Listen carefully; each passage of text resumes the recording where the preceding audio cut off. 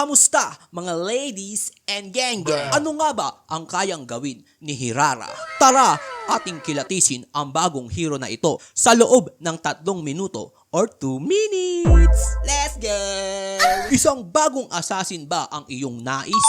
Dahil hirap na hirap ka pag merong bagong hero na paparating si Muntun. Dahil napakadaming skills na pag-aaralan, isang damakmak yung boy na Aray dapat ko. mo aralin. Well, fear not ladies and babies. The Hirarai is here na parang Hiraya Manawari. Hiraya Manawari, mga pangarap natin ating abutin. Passive skill. Ang passive skill na ito ay magbibigay ng panibagong skills sa dalawang skills ni Hirarai. Dahil dalawa lang naman talaga ang kanyang skills. First skill, the dash. Ito ang pangtakas at panghabol sa mga kalaban ni Hirarai. At magagamit mo ito 2 times.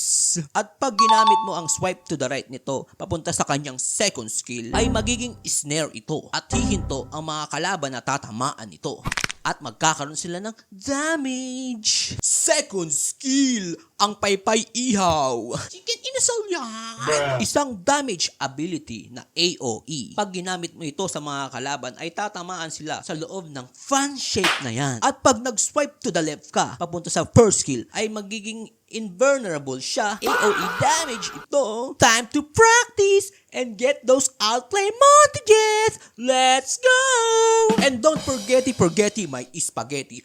Pwede mo gamitin ang kanyang first skill at second skill at ang kanyang swipe to the left at swipe to the right. Kahit naka-cooldown ang first skill at second skill, ay pwede mong gamitin ang swipe to the right at swipe to the left na parang Tinder. Wag nyo kalimutan, may time limit yan.